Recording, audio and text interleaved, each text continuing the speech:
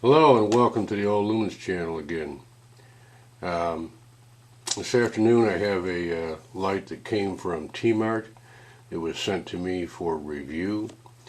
I believe this light is a clone of the Blackshadow Darth, and I'm going to look here in a minute if I can get it open.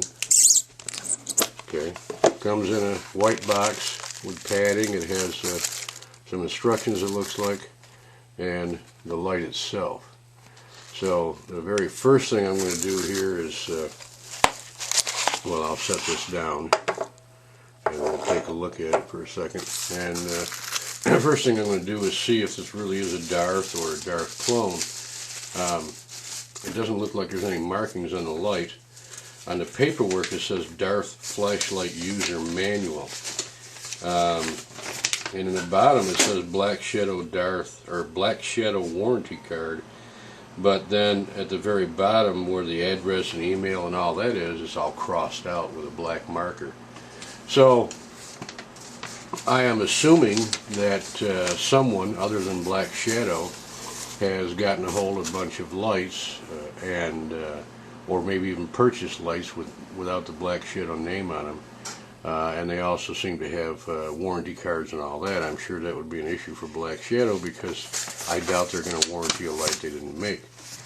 The other possibility is they did make these lights. I mean, to me, you know, a lot of this clone business is probably made in the same factories where the lights are made. I mean, it would make sense. You have all the facilities and tooling to make the lights. Why not make clones of your own lights and sell them, you know, at a lower price if you get a better volume? Who knows? I don't know. Maybe even custom orders for other people without your logo on them. Anyways, it says dimensions are 50mm bezel diameter, 150mm length, 47mm tail cap diameter, and weight is 350 grams excluding battery. It also says it has a tactical parachute cord and spare O-ring with it. It does not. We only have here the light itself and the small instruction manual. It says it has a stainless steel bezel ring, heat sink. There's a diagram that shows all the different stuff. Hard anodized aluminum alloy body tube. The lens is supposed to have an anti-reflective coating on it. Cree XML U2 maximum 1000 lumen, magnetic sensor control system, and built-in digital control unit, low voltage alarm.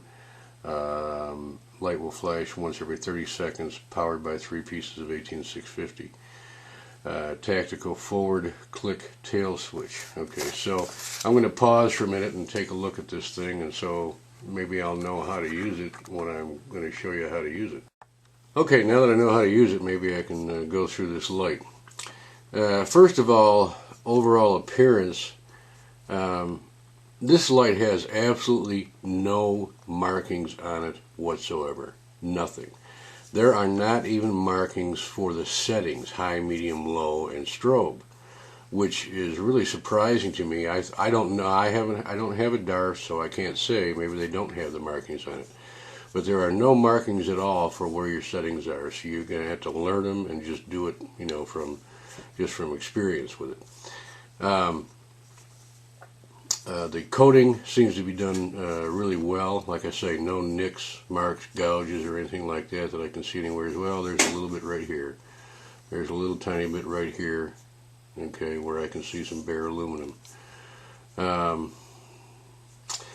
There's a tail cap switch, which is on off. It's sort of like I believe it's like a lockout. So if you turn the light on and use the tail cap switch, I believe it probably locks out the whole thing. Okay. There's also an off on this magnetic control right here. So you have off, you have a low, medium, high, and then a strobe. Okay. They're positive click stops. You can feel them. I mean they snap right into place, each one. I don't feel any wobble in the ring. Okay. It does have a polished bezel. It also has a polished or plated ring here, which is your control ring. You have 3 XML LEDs, and the reflector is looks to be in good shape, good quality. The lens appears possibly to be coated. It's certainly not an AR coating, but it looks like it does have some kind of coating on it. The LEDs appear to be centered well. I'll go ahead and twist it off. The threads, you can hear, are dry as a bone. I wish that manufacturers would put some lube on these threads, but the threads themselves, they are not square cut, but they're done pretty well. I don't see a lot of chipping or gouging in the threads at all. They don't feel rough, they feel smooth.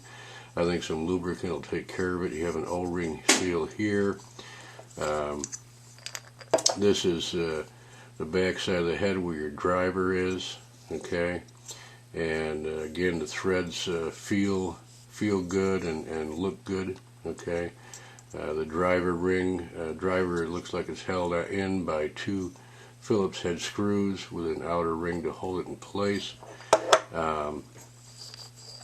There's the negative terminals and the battery contact plate in the back. I'll take these batteries out for a second, and we'll remove the tail cap. Again, the threads are done very well. I think they're real good. Not square threads, not square cut, but they're not rough, and they don't have a lot of gouging in them. There's an O-ring here at the back and the tail cap. Back side here, you can see the back side of this plate, and I can tell you right now, you see there's 1 screw missing. 10 to 1 that is either broken off or not threaded correctly, and they couldn't get the screw in, so I don't have a lot of hopes for that. Looks like a standard clicky switch. Alright. And inside the tail cap itself would have your push button and this plate here, retainer plate that actually holds the push button in place, keeps it from falling out. So that's about the basics of the light right there.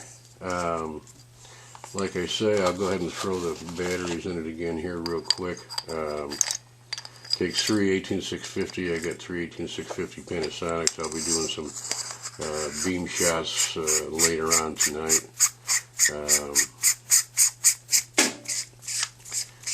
But just for a first look, like I say, it's overall it seems to be a well-made light. It's got a couple little minor flaws here and there, but it's about what I would expect from a halfway decent Chinese light. Again, the control ring, you can hear,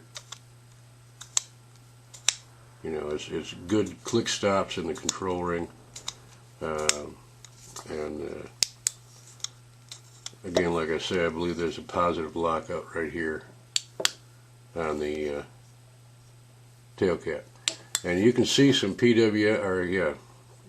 some PWM right there. I'll go ahead and show this to you. Not on high. There's strobe. So nothing on high. High may be direct drive. Then you can see it on medium, and you can see it also on low.